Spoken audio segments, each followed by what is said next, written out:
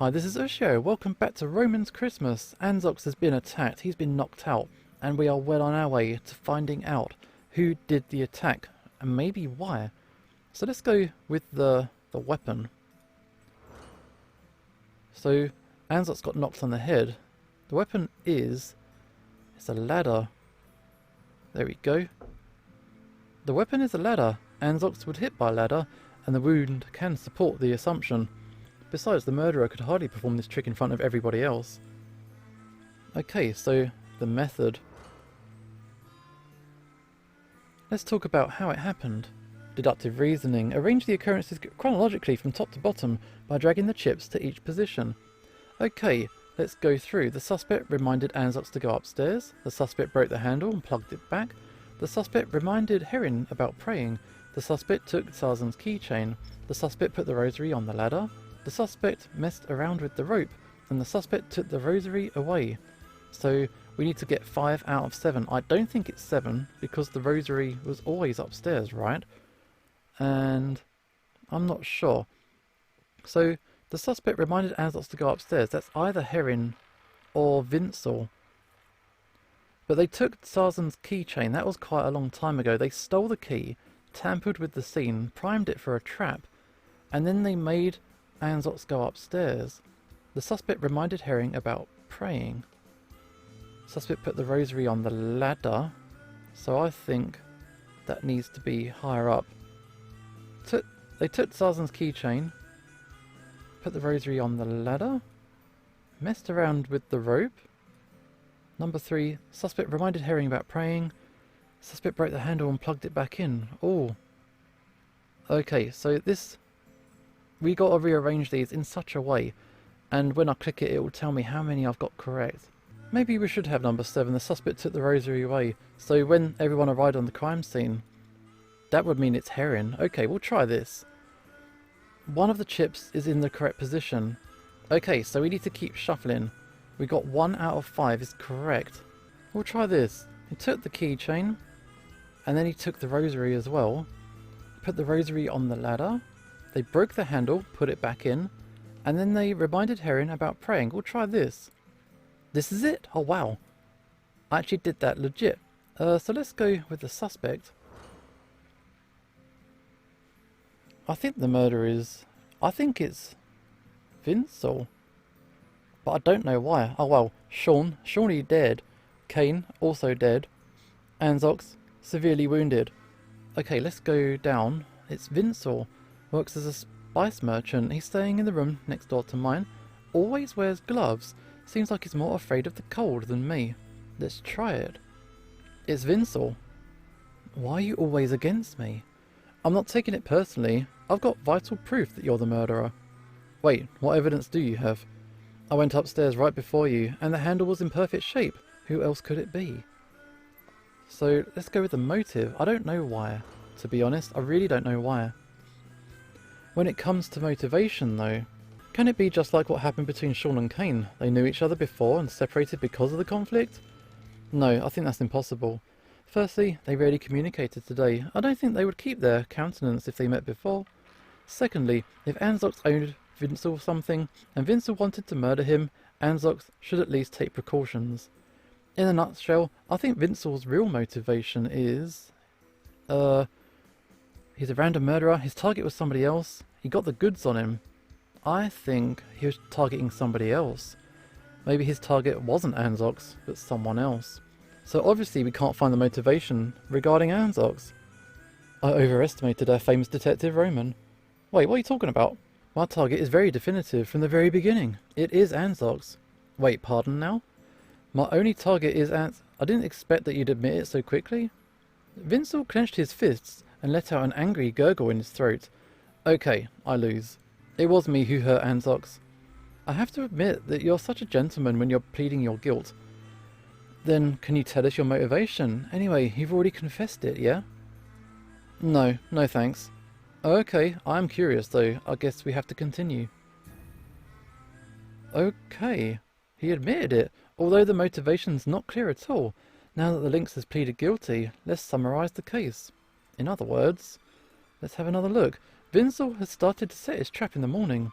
In the morning, Sarzan explained the situation to us and suggested that everyone try to stay together in the hall and only leave the room one at a time. While this would avoid incidents between two people, it also gave Vincel the chance he needed. Utilising the rule that only one person could go upstairs at a time, he had enough time to set the trap without worrying about being caught. It was suspicious to let Anzox go upstairs to trigger the mechanism directly. Fortunately, Vincel knew that someone could order Anzox around, namely Heron. Vincel took something from the counter while Sarzan was busy in the cellar, which was a mug or keychain, the tavern keys. He took the keys that Sarzan had removed from his waist and left on the counter. He then went upstairs to open the door, took the rosary from Heron's room and hung it from the ladder. But Vincel made a mistake. He didn't know that Heron never locked the door, so when he came out, he locked the door like everybody else. He broke the handle of the ladder, inserted it back in place and went downstairs. Until dinner, no one went upstairs to trigger the trap, and Vincel's plot was more than half successful. At dinner, once Vincel reminded Heron to pray before dinner, Heron asked Anzox to go upstairs. Anzox went upstairs and found that the door was locked and looked around. Seeing the rosary hanging from the ladder, he naturally reached out to undo the twine around the handle. The rope came loose around the handle and the ladder fell down the guideway, hitting him on the head. This is your plot, am I right?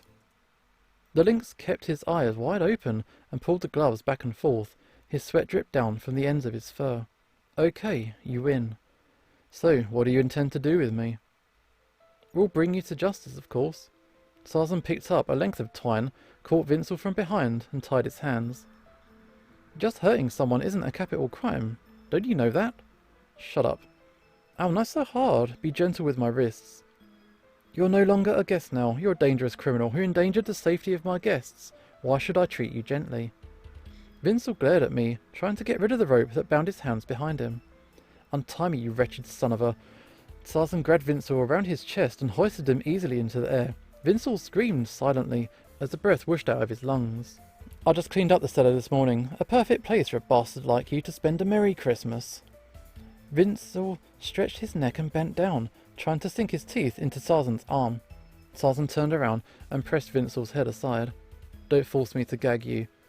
Vincel was still trying to vainly bite Sarzan as he reached out a pile of clutter and junk. Here, let me give you a hand. No, you don't want to touch that.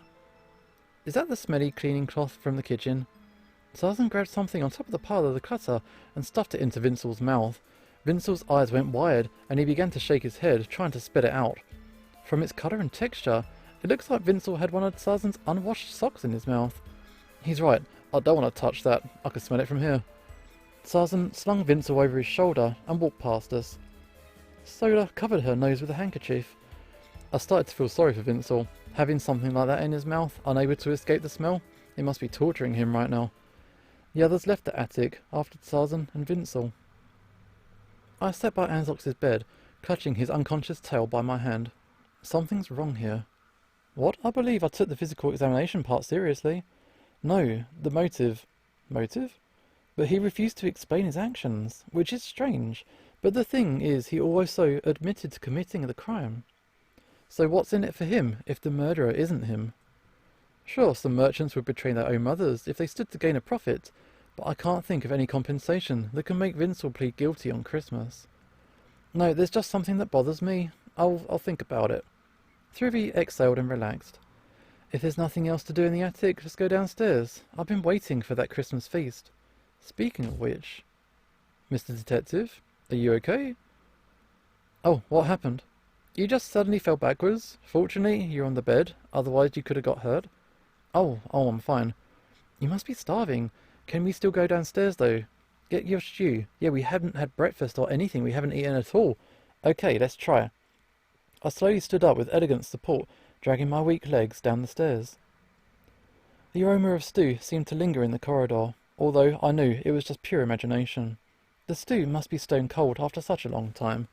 Even the tallow in the broth would form a creamy layer of fat on the surface. The scent seems to become stronger, but there was no sign of stew on the table. You came just at the right time. Sarzan brought a pot of steaming stew from the kitchen.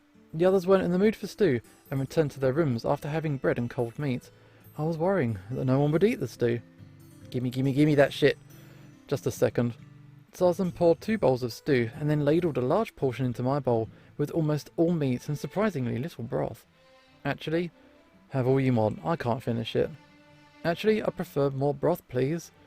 Thanks. I bowed my head and devoured my stew. After being warmed up, the meat was almost torn apart by the heat, the muscle fibres were slightly separated, and the fibres on the outer edge were almost peeled off.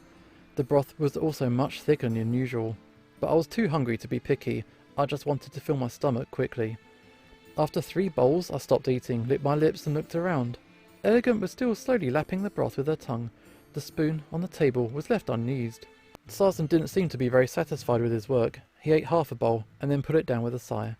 Excuse me, I need to take up some to the 2 in the attic while it's still hot. Please enjoy yourselves.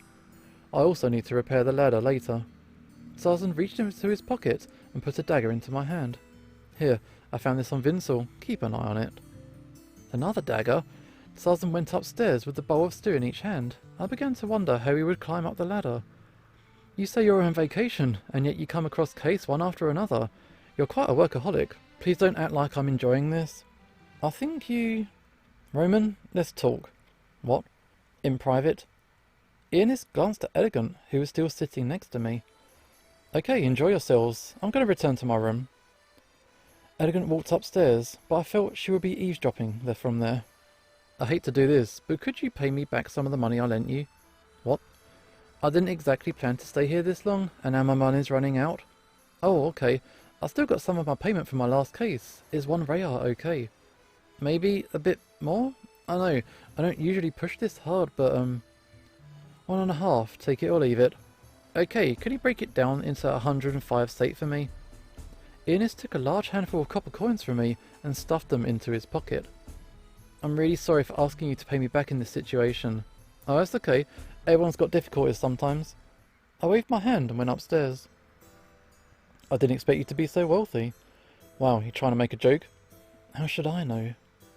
Okay, so let's keep chatting. You really don't have any other clothes, do you? If I did, would I be dressed like this? Elegant leaned on the handrail of the staircase and rolled her eyes. So, pick up any clues for your investigation here? Same as yours, nothing really. You'd think with Ionis, with all the people being killed off and that, he could take a cheaper room, because I know he ended up in the expensive room, didn't he? So, I don't know, but maybe he could get a discounted rate if there's a murder in the hotel at the same time. So Tarzan's driving a hard bargain right now. Anyway, the opportunities for me to sneak away without being noticed are few, so I've yet to have the chance to search thoroughly. I wonder... Okay, speak. Is there anything you can let me know about? Well, I suspect one of the noble brothers may still be alive. Weren't they both killed? They were just buried under debris, although no one's heard of them after that. And if a noble above the rank of baron is found to be corrupt, the punishments... And if there's definitive proof, they will be deprived of all their titles, properties and fortunes, and the crown would cut off the pinky of their right hand. The crown does not tolerate corruption amongst its nobles.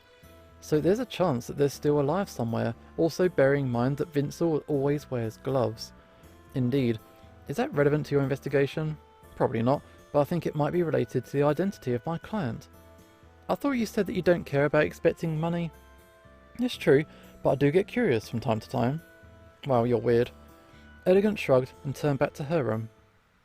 I guess I should get some sleep. Considering I just had 3 bowls of stew, I should sleep quite well. I took off my boots, crawled under the quilt, pulled up the sheets over my stomach and tried to fall asleep. Hopefully you won't have any nightmares. Oh wow, you really brought some booze here. Of course I did. I don't care how fine that stuff is. Set it aside for now. After all, we have more important matters to tend to first. A drink first isn't going to hurt. Well, if you insist. Cheers. I thought you would fail me. Do you really think I'm as weak as I look? I just thought I'm not good enough for you. Impossible. Come on, let me feel your temperature. Just my temperature. Don't you want to feel a little bit more than that? All in due time, my darling. Okay. And there we are entering Chapter 3. I think we can go for a little bit more and see what people thought about the day before. Poor old Anzox. Hopefully he'll... I don't know, is he in a coma? Is he just unconscious? We're kind of stuck in here because of the snowstorm. but hopefully he's got enough medical attention that he can be alright. I closed my eyes and lay flat on the bed. I could feel the stew in my belly slosh slightly with every breath, the weight of it like an anchor in my gut. That's the problem when you eat too fast. The stomach's full, but the senses are starved of sensation. I usually sleep soundly when I have a full stomach, but I felt uncomfortable after stuffing myself with so much food. A series of rapid knocks echoed through my door. Okay, who dat? Roman, it's me. What are you doing up this late at night? I'm scared. It'll be fine. Just lock up your room and go to sleep. You'll be fine in the morning. Even though I said the words, I couldn't help but disagree with them. Still, I don't know any other way to comfort someone in this sort of state after everything that's happened. But still... I began to reach out to comfort Peter, but then I heard the noise of the attic ladder slowly coming down. Sarzan climbed down, holding a candle in his hand.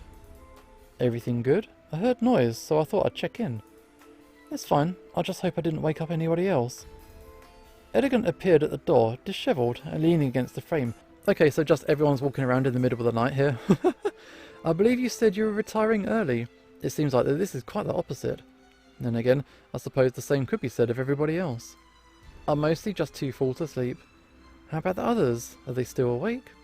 I think sleep eludes most of us, except for Anzox. At any rate, I doubt any more would think it strange to still be awake this late. But I'm still scared. Well then, could you bring everyone downstairs? We'll see if there's some way we can calm everybody down. Sarzan's voice went soft, his gaze locked into the middle distance. The last thing we need is another mess. Sarzan went downstairs with Peter holding Peter's shoulder. He wants me to wake everybody up. What's he thinking? I think he intends to put everyone at ease as best he can. If the tavern no longer makes guests feel safe and sound, then that would weigh heavily on his thoughts. Fetch the others. I think we could all use some comfort right now. Maybe it'd be safer if we all stayed in our rooms until the snowstorm stops. Like Sean and Kane. Okay, fine, let me go get everyone, and we can all think of some way to calm down. Okay, let's have a quick chat. You first? Just a second. Oh, okay. Heading back to your room. I locked the room just now, so I'm just going to wait here. Oh, okay, fine. So let us move. We have to wake up everybody? Okay, so let's go upstairs. I climbed up into the dark attic. Thrivy was huddled up in his bed. It was hard to see him against the white bed linen. Thrivy? Thrivy swiftly tossed off the coverings and got up. What is it? Is Anzox awake, or... Sarzan wants everyone to come to the hall, even if I'm already in bed. He said he doesn't want us to feel too uncomfortable to sleep well. I don't see that as an issue for me. No need to worry. However, I can understand why some would have difficulty sleeping. Let me fetch a few things from my medicine box, and I'll join you shortly. Okay. So, it's Anzox, how are you doing there? Let's rub his belly again. I rubbed Anzox's belly. It feels good and squishy. I didn't stop until Thrivy started glaring at me. I was like a naughty child. Okay, so we pinched the face. I squished his face. A bit tough. Dragon scale's kind of thick. Not thick enough though. Okay, I guess we'll leave him there. So Thrivy, how are you doing? What are you getting from inside the medicine box? Some sleeping medicine. No need to worry, detective. It's nothing habit forming or potent. At best, it would only make people sleep easier. Oh, okay then. So how's Anzox doing? No worse, thank God. I can't tell when he's going to wake up though. He could wake up tonight if things go well, otherwise... Thrivy looked aside. It's best not to think about it. Okay, hopefully he'll wake up soon. But maybe if he wakes up, he'll have something different to say, because Vincel's admitted to the, attacking the guy. We'll find out, Let's keep moving. So, Kane is dead. I tried to pretend he was still alive. It didn't work. So that was kind of harsh. And the same for Sean. Sean is gone. God have mercy on his soul. Okay, and the other one is Vincel, who's currently locked in the basement. Vincel hasn't packed up his luggage. I get the feeling Sarzan might not be willing to give it back anytime soon. Okay, so let's go through everybody else. Oh, Elegant's locked up, so we can't go in there. Let's try Ionis. I stood in front of Ionis's door. I knocked on his door. Hello? Who dat? It's me, Roman. Ionis soon came to the door. Sarzan wants everyone in the hall so that we can discuss how we can protect everybody. Oh, sure, I'll be there in a sec. He rubbed his eyes and walked by. These days, really. That was easy. How about the posh people? I stood in front of Lunic's door. Knock knock. As I approached the door to the suite, I could hear a muffled argument coming from behind the door. Let's have a listen. I pressed my right ear against the wooden door and held my breath. The only good thing about having a deaf left ear is that I wouldn't get distracted by other noises while eavesdropping. Qu'est-ce que j'allais de faire, eh? How could I have known that we would be trapped here in this tavern? I told you time and time again, there was nothing wrong with coming to Rimp a few days early, but you insisted on leaving at the last possible second. Oh, and you were saying you predicted the blizzard? Es-tu un sorcier, mon amour? Are you was it a magician, my love? Should I blame you also for what would have happened if I abandoned my duties earlier? You know as well as I do that your subordinates can handle things in your absence, but you couldn't leave well enough alone. But missing the king's banquet is not something we could afford. Your reputation can't bear another. Oh, let's knock. We'll leave it there. As I knock on the door, the quarrelling suddenly stopped. How can I help you, Monsieur Detective? If nothing else, his emotional control is impressive. I'm sorry to disturb you, but Sarzan wants everyone to come down to the hall, so we can come up with a way to keep everybody safe. Oh, I see. Okay, we'll go, toot sweet. Also, this guy is also wearing gloves, so we heard that people have had their little fingers chopped off. And so anybody who's wearing gloves, obviously that's some kind of, hidden thing. Lots of suspicions. I'm suspicious of everybody, basically. Lunic stepped back and closed the door. Okay, let's keep knocking on some doors. Who have we got? I guess we got Peter. Peter's already in the hall. And that just leaves Heron. I stood in front of Heron's door. Knock knock. Yo. Hello? It's Roman. Heron opened the door and smiled.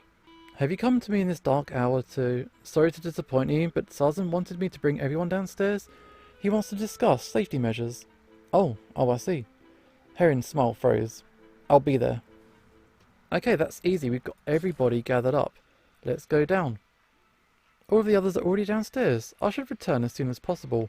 I walked down the spiral stairs to the hall. Okay, since everyone's here, we best make a start. Start to what? Oh, they've had a bad row. I apologise if I disturbed everyone's sleep, but as you all know, a lot's happened in the tavern recently. As the owner, I can take some responsibility for failing to protect you all. If everyone has any ideas on how we can all stay safe until the end of the snowstorm, I'd like to hear them now. Could we all just stay in our rooms and let Sarzan deliver our meals separately? That might put Sarzan in danger if he's alone. Admittedly, I doubt anybody here could be a match for Sarzan physically, but still. I do have a proposal, but you probably won't agree with it. Okay, what's that? I can mix up a full-strength sleeping draft and have everyone drink it, then we all simply sleep through the weather? No one's going to agree to that. I'm not saying I don't trust your doc, but there's no way that's happening. Anyone have a more plausible idea? No offence, Doctor, just relatively. Sarzan caught a glimpse of Thrivy's face, looked aside and stopped talking. How about we let someone we all trust keep watch at night? As effective as a night watch might be, is there anyone here we all trust completely? I hate to admit it, but she's got a point. Elegance seems untrustworthy and mysterious. If Peter or Thrivy kept watch at night, they'd be easy targets given their size. Sarzan is overwhelmed. Ionis, well, he'd probably spend the night drinking. To be honest, and I might be wrong, but something feels weird about Heron. Lunic's too agitated, and Solo never leaves his side. Neither of them seem up to the task. It's not going to work. How about we get our mugs filled first? You really think it's the right time for that? To be fair, it's not unreasonable. Thrivy took out a little glass bottle. This is a tincture of valerian root. 2 drops of it is enough to calm one's nerves. It should help us manage for the night. Please don't introduce poisons to the entire group, but okay. I thought we discussed using sleep drugs. I've no intention of forcing it on anybody, madam. At least give me some credit. Although, it does make you drowsy at high dosage. Sarzan tapped me on the shoulder. You mind getting a few cups for everyone from the cellar?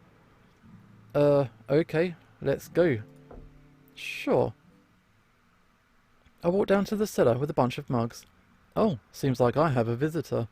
I shrugged, trying to ignore Vincel's glaring eyes. Even prisoners deserve bread and water. Could you show a bit of mercy for a starving... Tell your crap to Anzox.